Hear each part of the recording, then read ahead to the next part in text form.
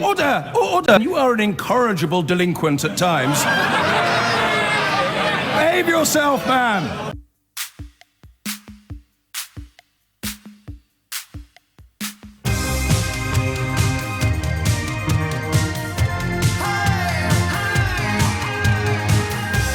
But let's begin with an admission of ignorance. When I first saw the phrase negative interest rates in the news, I did something of a double take, because it seemed to me that that would mean the bank paid me for my overdraft. Negative interest rate, because at the moment I have a positive interest rate. So if I owe the bank £1,000, I have to give them a few quid every month in interest. So I read negative interest rates, and like a prune, I presumed that means that I'd now get paid by the bank for having an overdraft. And then I thought, no, that can't be right. It was like the time Northern Rock went under, and I wondered whether that would mean I'd get let off my mortgage. Somehow my mind always goes off in the wrong direction when it comes to financial matters, because of course nobody's ever going to give us a break. No bank or institution or building society is ever going to give us a break. They talk about negative interest rates. I mean, they want money off us for the privilege of having our money in their bank. And Northern Rock goes under, it means our mortgage rates might go up. Doesn't mean we're going to get let off our mortgage. It would have been great if we did, though. My goodness me, how my life would have changed. And then you sort of find yourself wondering what the wider repercussions are.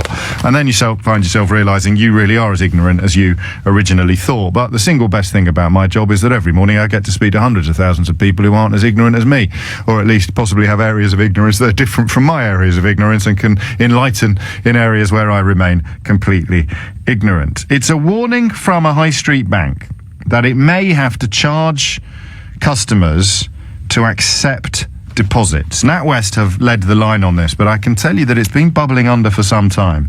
And it's business customers exclusively at the moment, 850,000 business customers. That can be everybody from a self-employed trader, a sort of one-off sole trader, right through to big corporations. And if you make a deposit in the bank, in your business account, you could end up seeing less money on your balance sheet than the deposit was actually for. Just stop for a minute and think about that, if you would. Now, interest rates are already at an all-time low, but NatWest is warning business customers they could be facing negative rates, which would mean they'd have to pay to deposit money. The Bank of England is now expected to cut rates next month to try and boost the flagging economy. But does this mean you'd actually be better off putting your cash in an old sock under the mattress? Our business correspondent, Helia Ebrahimi, is here. Helia, the obvious question first, why is this happening? Well, look, if people hoard money, it's going to produce the exact opposite effect of what the Bank of England is aiming for, i.e. to stimulate the economy. But the RBS warning has to be looked at against the backdrop of what's happening internationally with central banks. And remember, today is the 4-year anniversary of Mario Draghi, the president of the European Central Bank, uttering those words, "We will do whatever it takes." The problem for today's flagging economy is it's not clear central bankers have that big bazooka left, and what they're experimenting with is negative rates. And you can see that it's gone negative in Europe with the ECB, in Japan, in Sweden and Switzerland. And the idea is that you make it expensive for retail banks to park cash with the central bank, and they might lend it to consumers. But this is a very new economic experiment. Well, can you then tell us how it will affect customers? Well, as you said, RBS, which also owns NatWest, wrote to 1.3 million business, not retail, business customers, saying that we reserve the right to pass on any cost of negative rates to our customers. And understandably, a lot of companies around the UK very anxious about this. Well, so they've written the letter, but is it actually going to happen? Well, next week we're expecting the Bank of England to cut rates for the first time since 2009. Big move. But we're expecting it to go down to zero or just above zero. We know that Mark Carney doesn't think there's appetite in the UK for negative rates because it cuts the interest, the profit margins for banks and especially building societies. But the problem is, post-Brexit, there's a confidence issue. You know, we had a report out today saying that business lending has fallen by about £2.5 billion. And on the mortgage side, approval ratings have gone down to the lowest level in 15 months. Ernst & Young said this week that profit warnings from companies had been issued in the last 3 months more than any time since the financial crisis. So the Bank of England has to act decisively, but I don't think they're going to bring in negative interest rates quite yet. We'll hold you to that prediction. Helia, thanks very much. So you put £1,000 in the bank, A year later, after the bank has charged negative interest, you've got £999. It will be a very, very small amount, relatively speaking, but it will be the opposite of everything we've ever known. That's how the world feels at the moment, isn't it? Everything is the opposite of everything we've ever known. Other high street banks contacted by The Guardian, who've broken this story today, have no immediate plans to change contracts to allow them to impose negative rates, but usually in these matters where one bank leads, the other banks follow. I'd quite like you to read this letter to me. It seems remarkable if you've received one, if you're one of the 850,000 customers. But I'm going to go out on something of a limb. 7 minutes after 10 is the time. The way things ordinarily work, the way we deal with each other usually, involves... I'm just hearing that the hostage takers in France have been neutralised. Whether that is a slight mistranslation from the French or whether it's a literal translation, I do not know. But neutralised would certainly seem to suggest that the situation has been contained. More on that when we know it. But if you're just tuning in, that situation has gone, if you like, from emergency to neutralised in the space of moments. 8 minutes after 10 is the time. Doing that juggling thing where we've got a developing story unfolding in front of us, but we're also, of course, trying to get the business of the programme proper up and running. I would like you to tell me on 0345 6060 973 what negative interest rates are and why we need them. It would seem to my untutored eye that they're just looking for yet another way to take some money off us for doing something that has historically not actually cost us anything. It doesn't seem to matter at the moment whether we're talking about Uber drivers or whether we're talking about Deliveroo, delivery people, or Hermes couriers. Everywhere we turn, jobs that were being done previously without anybody raking a few quid off the top, then that's changing. They're trying to find a way to rake a few quid off the top, including now, it would seem, with your bank account. So I've said many times on this programme that when it comes to matters economic and matters commercial, I would rather listen to you and what you are doing than book an expert or a journalist who works in the field, for the very simple reason that your nose is right up against the coalface, isn't it? You've had one of these letters, or indeed you're aware of the imminent arrival of so-called negative interest rates. You've given it some thought, and you can explain it to me and to everybody else listening in language that we will understand. Negative interest rates. Just stop again for a minute and think about this. I don't know how old you are. What was your first experience of a bank? Mine was those pigs. Do you remember those pigs? I don't know why I'm looking at my colleagues. They're all under 30. You remember the pigs? You got a wall chart. All the banks were trying to tempt kids in when I was young, and they give you freebies. So Lloyds Bank had a special money box with a slide on it. You drop your coin in, and it would sort your coin. So all your 20p's would go down one tube, all your 10p's would go down another tube. You could always get a pen or a stationery kit, and the NatWest had sort of ceramic piggy banks. They're always trying to tempt you in. The idea that you would pay a bank to have money in an account would have seemed pretty much alien then. But think about it this way, Ran. You walk up and down the high street. Where else can you go in and ask people to do some business on your behalf without paying them? Seriously, you wander into Waitrose. You want to buy a tin of beans. Some of the money you pay for that tin of beans will go to the people who are working in the shop. You go into a bank to deposit money.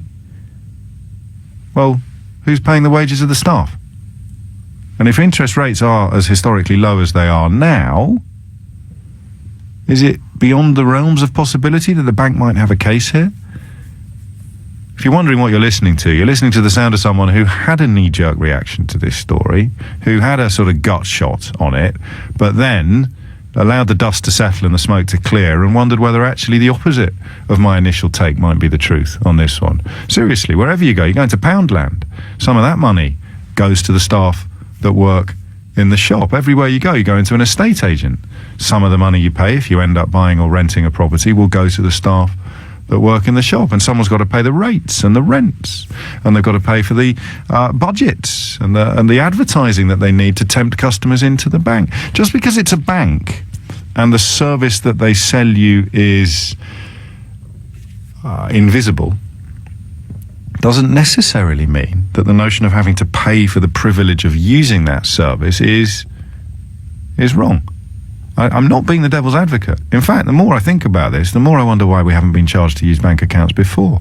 Your thoughts on 0345 6060973. I'll take anything you've got on this. It's one of those lovely days where we'll just pretend that we all work together, or we all live in the same sort of environment, and we'll have a chat about a big story in the news without any of us having a particularly vested interest or deeply strong view. Before all of that, though, let's cross live to France, where Stéphane de Vries is in Paris at the moment, but of course you'll be plugged into French media, so you'll be receiving information rather quicker than we are. We heard that a hostage situation, Stéphane, had been unfolding in Normandy, just south of Rouen, and we've now heard that the situation has been neutralised, whatever that means. Can you bring us completely up to speed, please?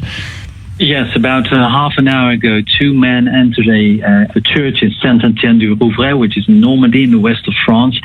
They were armed with knives, and they have taken the priest, two nuns, and some worshippers hostage. And the latest information I've got is that the police has entered the church, and they have neutralized the hostage takers, which is probably a euphemism for killed. They have been killed, the suspects.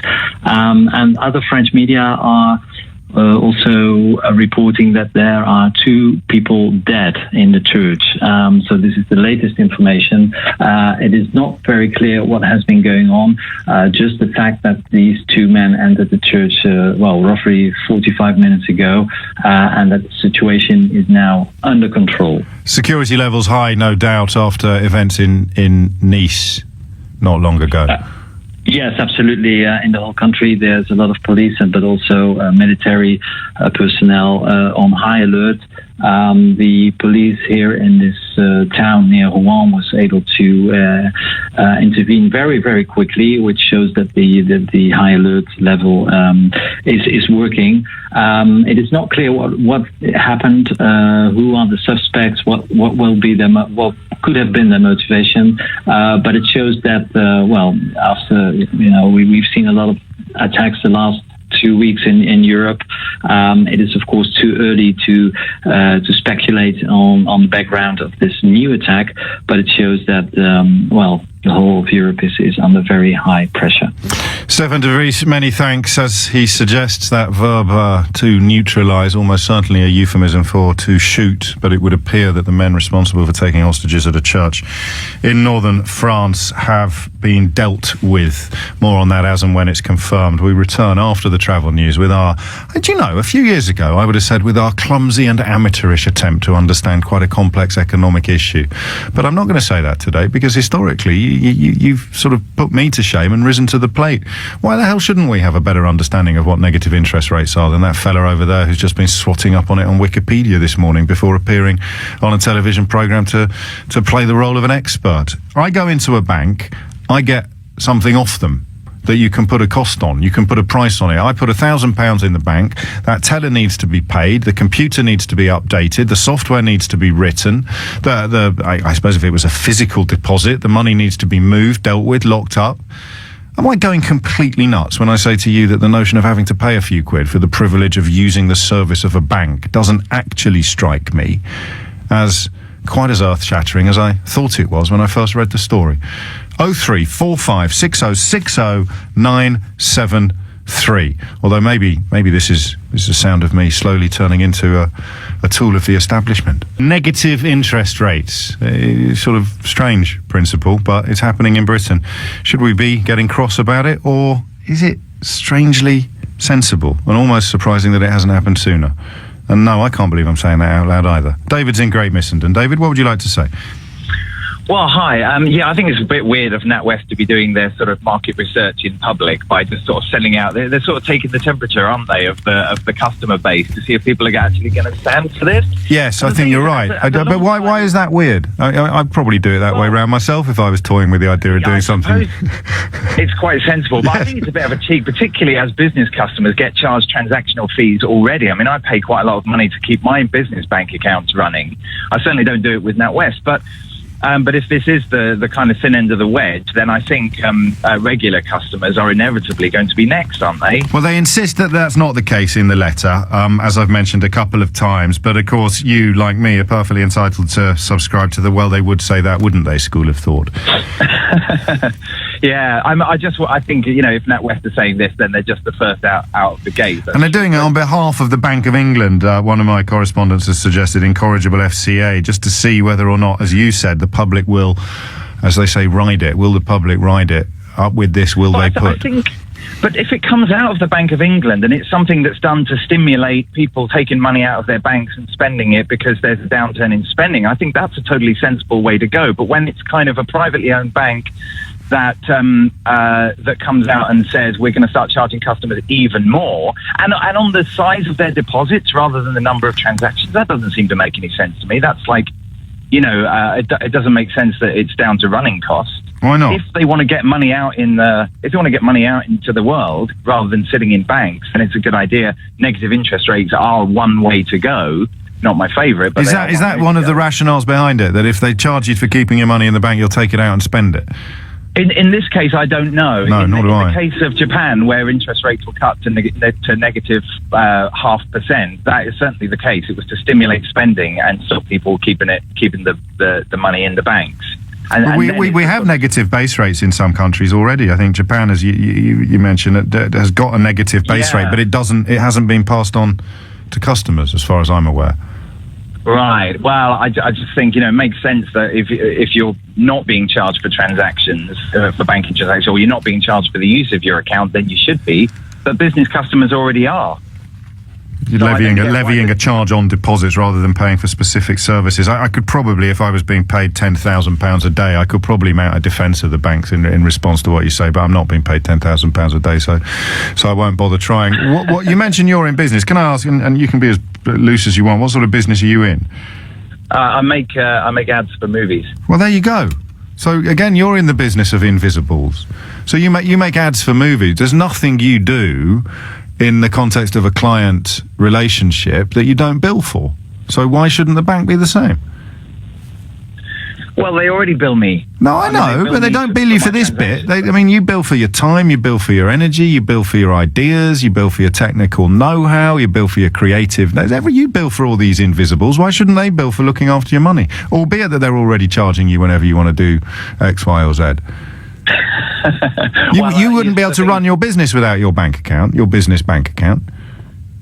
No, that's true, but I do have a choice who runs the bank account for me, and I want to obviously shop around like I would for anything else for the best deal, just like my clients shop around for the best deal. No, true, as well. but if that involves them all charging roughly the same interest rates, they've got you over a barrel, and that possibly becomes part of the problem. But I mean this, I'm not being the devil's advocate. I don't think it's nice. I much prefer it when things are free. But David couldn't run his business, exciting sounding business.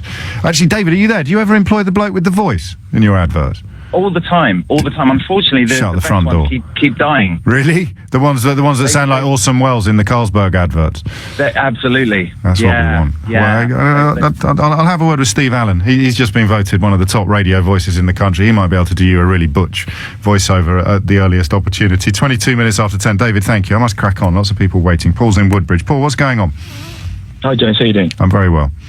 Good. I've just got in the car and turned the radio on, listened to your intro into the subject. Yes. And I think you're overlooking the fact that banks actually charge an awful lot for looking after your money in the first place. They're just rearranging the service sort of. Well, if you think tariff. about it quite logically, you're standing in the queue at the bank to pay some money in, and they're going to pay you no interest or very little interest anyway. But right beside you is a chap with an application form for personal loan. Yes. And they're going to charge him 10, 15, 20%. Not at the moment. It won't be that much. No, but I know you get my point. They're charging. Well, no, I don't get your point, because if they were charging him 10 or 15%, they wouldn't need to charge you to make a deposit. No, but they're using your money to lend to him, and they're charging him an interest rate higher than the one they're paying you. Yes. So they're actually they're making money out of your money. And if they're not doing that, they're lending to other banks overnight for the LIBOR issue, or they're lending to their investment bank. And that's why cash ISAs generally come with a fixed rate term, because they want your money for a set period of time so they can lend it out for a set period of time. But this is the point. I don't think I'm missing a point. The point is they're now making so much less than they usually do on the lending out bit that they've got to recoup some cash on the banking services bit. Yeah, appreciate that. They're only making hundreds of millions. Well, no, don't do that, because then I feel like a fool. But they're making a lot less than they used to, and you're getting a service off them for free at the moment. Well, we're not, because they're using my money to make money. So the fact that I don't get a direct charge is masked by the fact that they don't tell me how much they make from the money of mine they've got. I mean, are we going to have the flip side? Are they going to start paying me for going overdrawn? No, you're being silly. I know, but aren't they? They started it. That's the spirit. That's maturity reigns.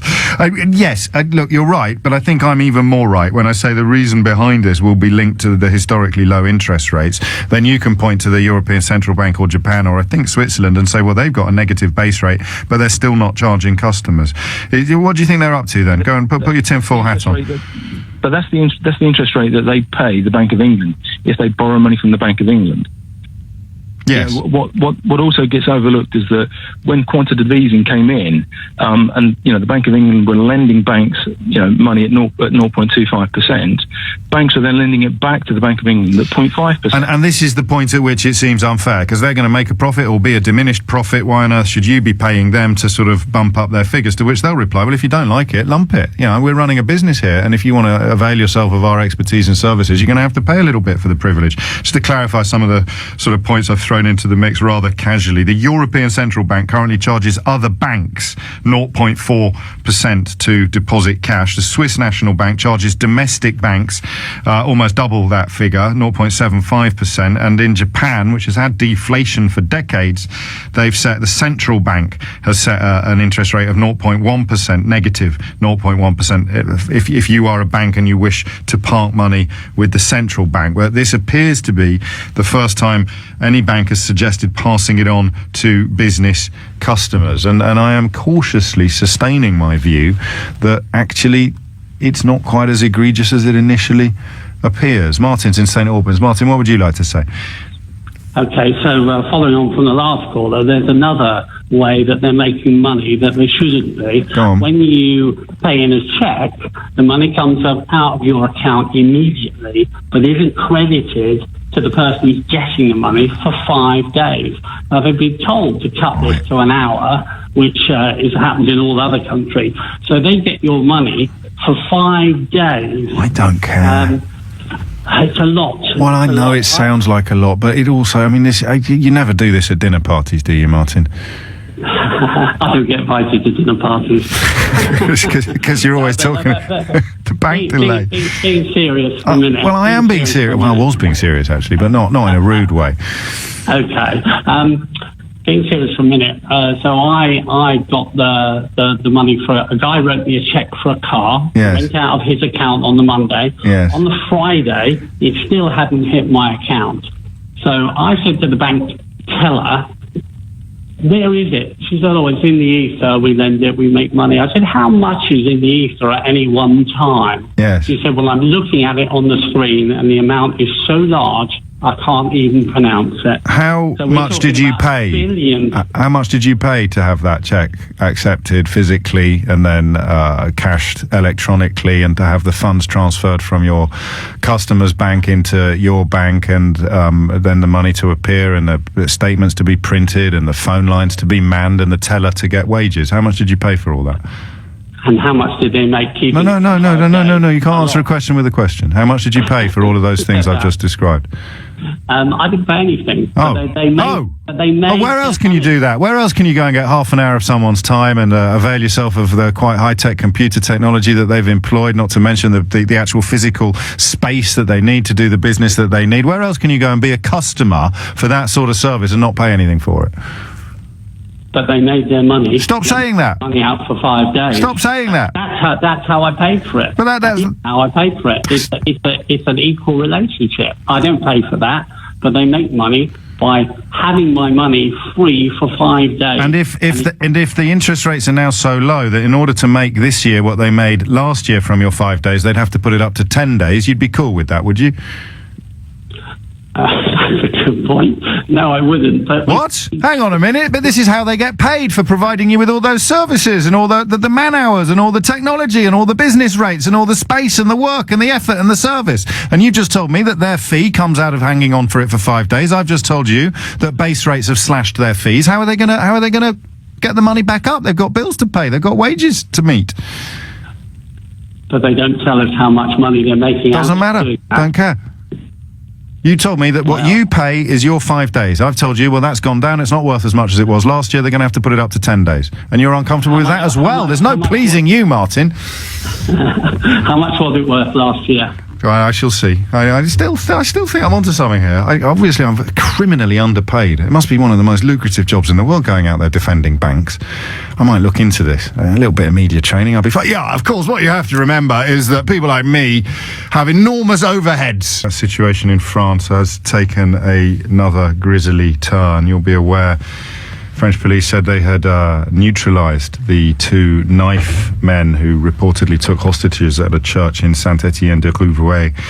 And we're now hearing that one of the hostages has been killed. Early reports suggest that it might, or indeed that it was, a priest present in the church when the knife men arrived. More on that imminently. The time is 33 minutes after 10. We are discussing domestic news, which pales somewhat into apparent insignificance when compared to the life and death scenario currently unfolding in Normandy, but it is what it is, and it would appear that we are moving into a period of British history in which you will be paying banks for the privilege of banking, something which flies in the face of everything we've ever known, but which, to my untutored eye, doesn't seem quite as offensive and as egregious as many of you feel. An awful lot of people pointing out the problem of paying twice, but here you go, this is quite nicely put. You're in one of your moods, aren't you, when you don't listen to your callers. Everyone is telling you the current business model means they're making money twice.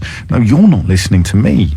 The current business model means they make money in a way that is going to have been massively diminished by the collapse in interest rates, by the incredibly low interest rates. And if they any other business, if it was me, and I was getting a lot less work, I'd try and put my rates up. You just would. You'd try and keep your income roughly where it was last year or higher. Now, I do not hold any candles for bank shareholders, but I know what the business is designed to do.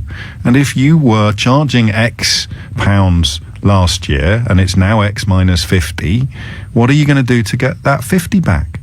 And the answer, it would seem to me to be fairly clearly, is, well, we're going to charge people for all the services that we provide. 10:34 is the time, so phone lines are open. Inevitably, why would I not have any women waiting to talk to me on this subject? Why would that be?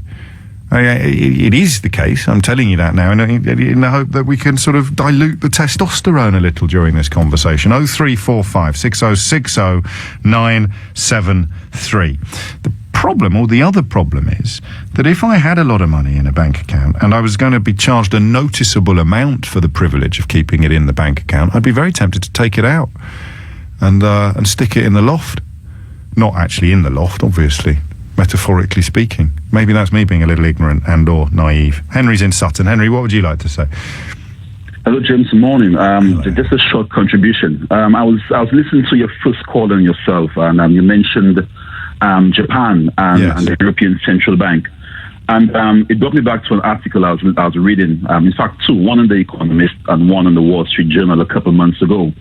And it's very similar to what you just said a second ago, in that in Japan, the sales of small safes, home safes, have gone through the roof. Really? Because Japanese, who are traditional savers, it's a culture of saving, they're actually hoarding cash. But they're not being charged at the moment. Ordinary customers in Japan aren't being charged to use the bank. Well, they fear what's coming. Okay, so they've all gone out and bought safes. It's a good time to be in safes. Right, in Japan. And the Germans have actually begun sales of gold sovereigns and gold chains, gold bars, are actually going up in Germany again for the very same thing, because again, Germans will have remembered the hyperinflation back just before World War II. Of course. And that's what negative interest rates could create. So countries which have a very strong saving culture are actually preempting maybe what could happen, and it's backfiring in Japan. What the whole point. What did the articles you've read credit it to? Is it simply the case that interest rates are so low because growth is so slow and growth is so low that this is a sort of recalibration, or is there a more sinister analysis available?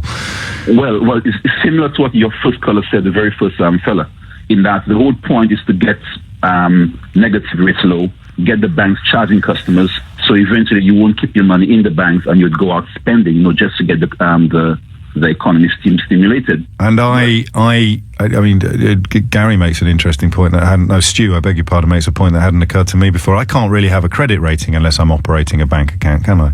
Whether I'm a business or an individual. So there's no way I could really conduct myself without the bank account. They've got me over a barrel. It looks a little bit like blackmail. Any way you look at it. Yes. But the thing is, savers are savers. A saver would find a way to save either in the loft or in the bank, but they will find a way to hold their money. That's what savers do. You know? But like I said, it's just a short contribution. Well, it's a very good contribution, and it will worry a lot of people listening. I think I heard one expert this morning, a genuine expert, not a sort of self-appointed expert, suggesting that the run on the bank scenario, that I'm afraid people like me probably, you think initially of Northern Rock, but then you think of Mary Poppins, that would be a natural response to this suggestion. But you can't take all your money out of the bank if it's a business account, because you will not be able to run your business without it. 10:38 is the time. Let's cross now to Haxi Meyers-Belkin, who is a reporter from France 24, France 24, and will be able to bring us up to speed with the latest situation in Normandy. The last we heard, Haxi, was that the situation has been neutralised. Rather grim addition to that news now. Absolutely. We're hearing that 2 armed men have been neutralised. Now, we don't know if that means they've been killed or simply taken into custody. This, of course, the kidnapping hostage situation in the northwest of Paris. We also are hearing from police that 1 hostage has died and that others have been injured. Now, there were, according to various media reports here in France, between 4 and 6 people in the church when the 2 men entered and took hostages. Among them 2 sisters, and a number of other churchgoers. We know that Interior Minister Bernard Cazeneuve is on his way to the town in Normandy to get an update from the police. But at the moment, we have no idea as to the motives of these 2 men, and I think it's a good idea to be cautious about speculation. Of course. When you say sisters, you mean nuns rather than siblings? I don't know. We're referring to 2 sisters. I believe it refers to 2 sisters, but again, I can't confirm that right now. We're not hearing anything yet from the police. Okay. Haxi Meyers-Belkin, many thanks indeed. The situation contained, but still confusing. Rest assured we'll bring you any more information as it emerges. 0345 606 0973 is the number you need to contribute to this hour. Scott's a little worried. He says, I wish everyone would stop saying this is just what happened before the last World War. And then he adds, with the perspicacity of a truly supreme political commentator, it's making my bum go. Christine is in Bromley. Christine, what would you like to say?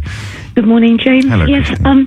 Remembering, being rather old now, Nonsense. I'm remembering back 40 years when this NatWest Bank were actually charging interest on your personal account, personal ordinary account, if you went below £100 in credit. So if you went down to £99, they took a bit extra? Yes. Are you sure, Christine? Oh, absolutely. I remember it. What year was this approximately? I would say in the it would have been in the 70s, I think. So during the 3-day week and that sort of period of economic turmoil, or not? I can't exactly locate it and hook it up. So I'm going to be very sceptical. I've got my interrogator hat on. I thought this was the first time in British history that it had happened. No, because I moved bank account on principle, and I moved over to what was then the Midland, and it became HSBC. Yes, that's right. Because I was very angry about it. I thought it was very unfair. I was a very young teacher and earning very little money, it seemed to me. And keeping myself in the black was really important. So, £100 was quite a lot. And at that time, keep in your account. What reason did they give? Can you remember? No, not really. They just seem to. Well, you're no good, are you? You just come on here with your sweeping generalisations, your statements of history that I'm not convinced by, and then you can't even remember why they did this thing you said they did that I don't necessarily believe they did. Well, I forgive you for not remembering it, James. You're younger than me. Yes. But I think you'll find another caller. I'm sure I will. I'm only teasing you, but I wonder whether the rationale was the same. Were interest rates historically as low then as they are now? That I couldn't tell you, but it's delightful to hear your voice, Christine. Seriously. 10:42 is the time. Tim is in Lambeth. Tim, what's going on? Hi there. Just a quick maths question for you, James. Go on. Regarding making money in a low interest rate environment if you're a bank. If LIBOR rates, which is the kind of rate that you get your money at, is 0.5% and then you lend it out at 2%, do you make more profit from that than if interest rates are at 3% and you lend out at 6%? No, you make less profit. You make more profit at the lower interest rate because you're making I nearly did that. I nearly went with the opposite of what my brain was telling me on the grounds that it was clearly a trick question.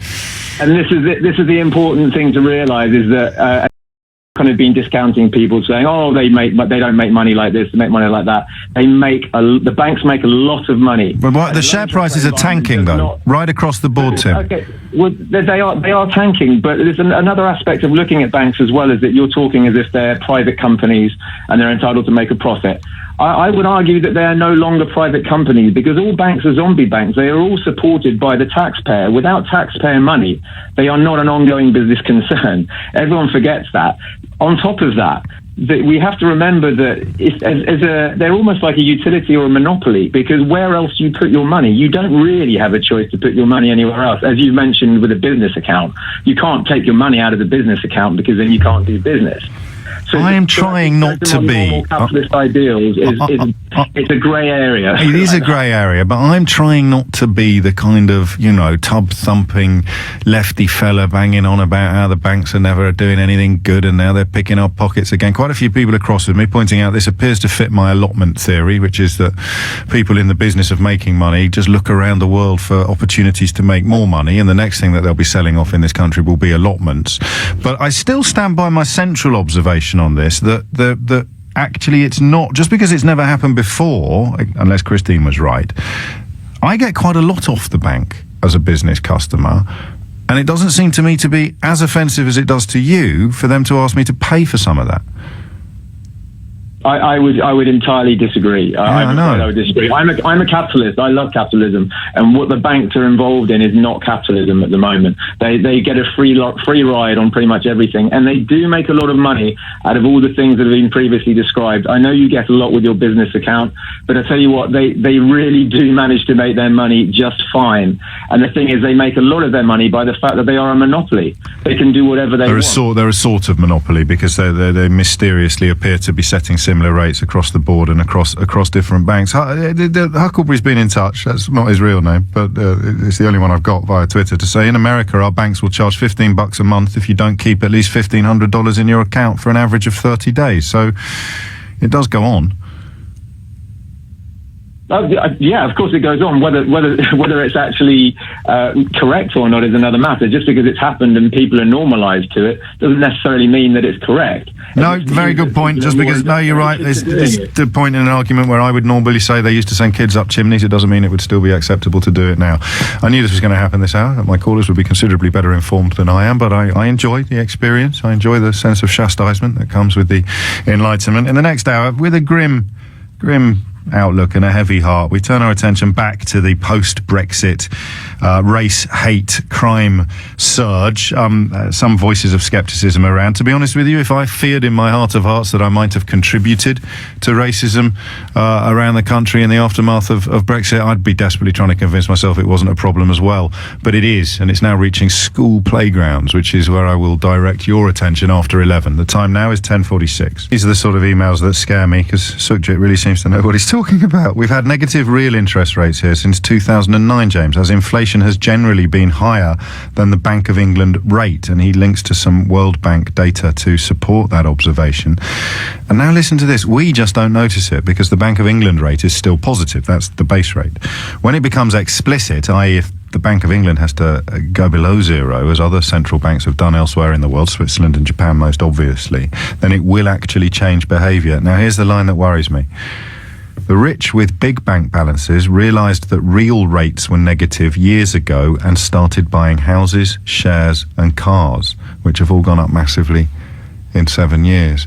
So, on all those occasions when we've stared at the property situation in London, in the southeast in particular, but in the country at large, and we've tried to work it out. And the old arguments about supply and demand butter some parsnips. They have some relevance, but generally speaking, the idea that there are so many people here now that property prices have gone through the roof does not stand up to much scrutiny. There's something else at play. Something else explains the massive inflation in our property. We know about overseas buyers coming here and piling in on new developments that they don't even intend to live in because they're going to get a better return on that than they are on traditional interest rates in a deposit account. And that, I guess, is Sukhjit's brilliant observation. So we sit here describing it as a sort of strange phenomenon or a new wrinkle in the property market, but actually, going back a long time, surely that is what inflation of a bubble looks like. Why are you coming here to do this? Oh, I'm going to get a better deal. But if you come here and buy that new apartment, simply instead of putting it in a bank account, that puts the price up for the whole development. What you're prepared to pay increases the price for the whole development. So even people that want to live there are going to have to pay that premium you've just paid because you're getting a better deal than you do in the bank. Sukhjit, you can come again, my friend. That now adds to my understanding of the property bubble that has eluded many of us in recent years. 10:51 is the time. Dan is in Southfields. Dan, what would you like to say? I love your show, James. Oh, bless you. I love you now. I called to contribute, and I've learnt more waiting on hold than.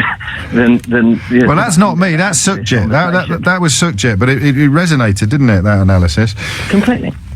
And your caller before, really, and that's really what I was going to say. Is this sense of, I think the main issue is your principal point. I agree with, and I think the great analogy is that I don't know if you read the story about the complaint of someone that went into a tea shop and ordered a lemon tea or water with lemon in it. Yes, I did. And complained because they were charged for it. And, yes. And the owner and it was very interesting. Now, just tell people what the owner did, because not everyone will know. So the owner essentially explained, a lady complained because she was charged £2 for a lemon tea, and then he basically pointed out that all of the costs are the same whether you have a cup of tea or not.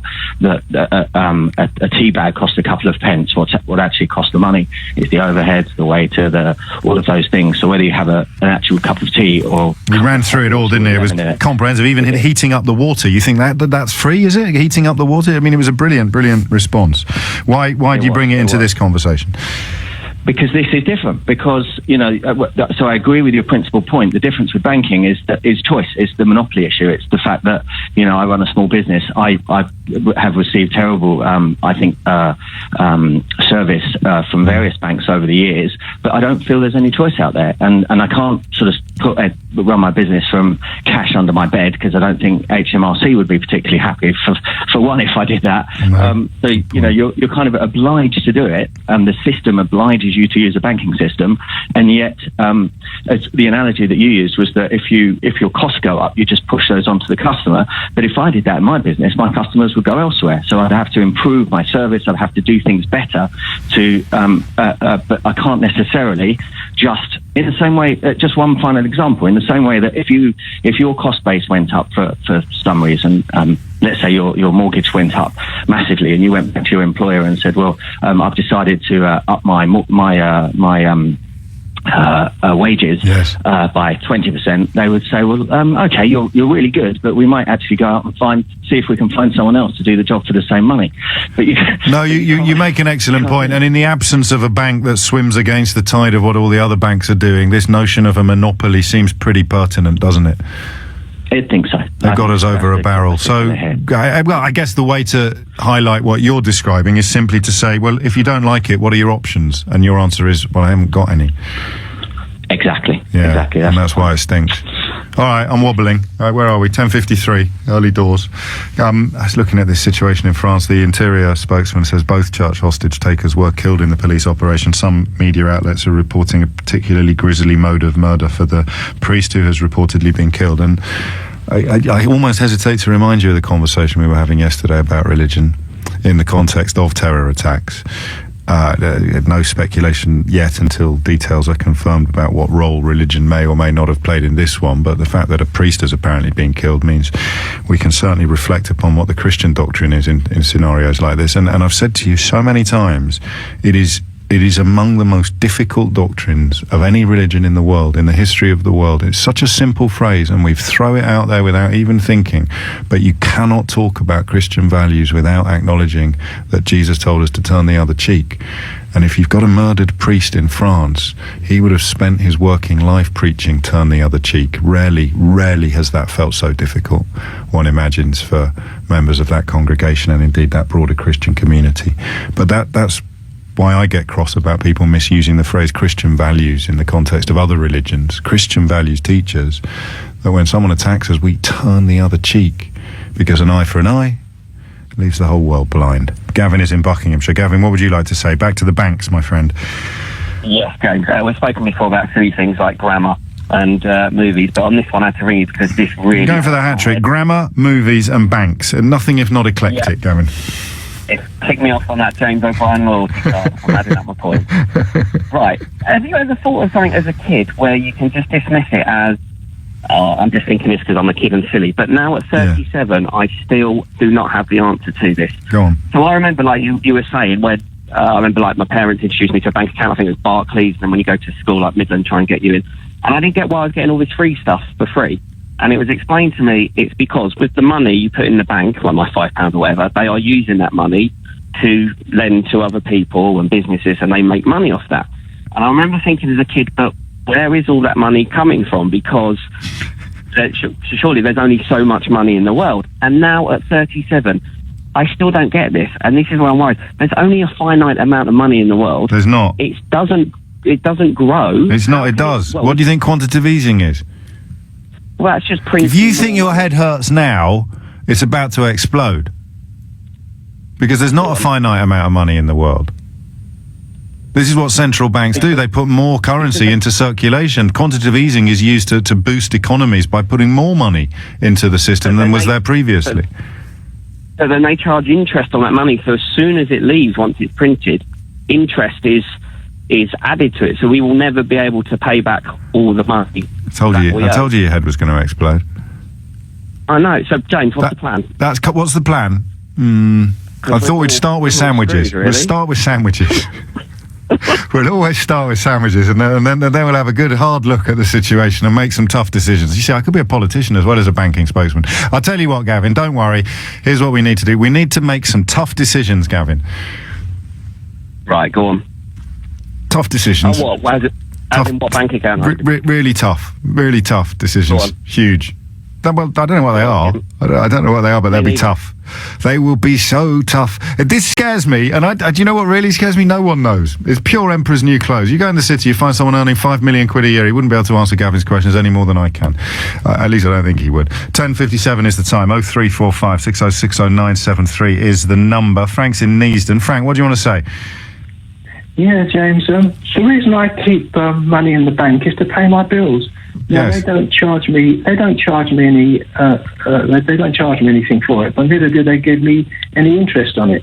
Now, if they're going to say that I got to pay them in order to pay my bills, I think we need the Bank of England and the Chancellor need to come up with some other method of paying. Because why should I be paying twice to pay my bills? Why are you paying twice? Why are you paying twice? Well, I'm paying in I'm not getting any interest from the money I'm giving them, and also I'm paying them for keeping the money so that I can pay my bills. You're not paying them if you're not getting any interest. You're just not getting any interest. Yeah, well, it's a way of losing money. You're not paying them, but it's a way of losing money. Put it somewhere where you get interest.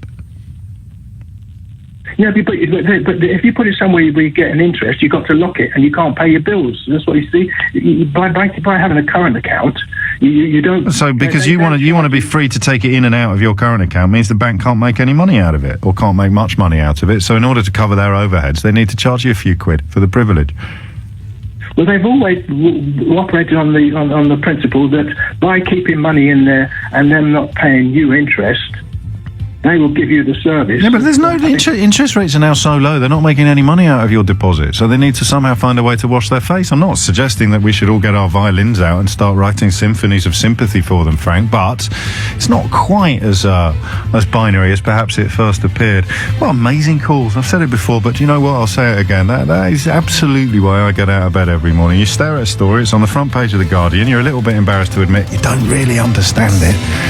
You open up the phone lines, chuck in your 2penn'orth, and 1 hour later you've actually got a much clearer understanding of what the heck is going on. Wow, thanks.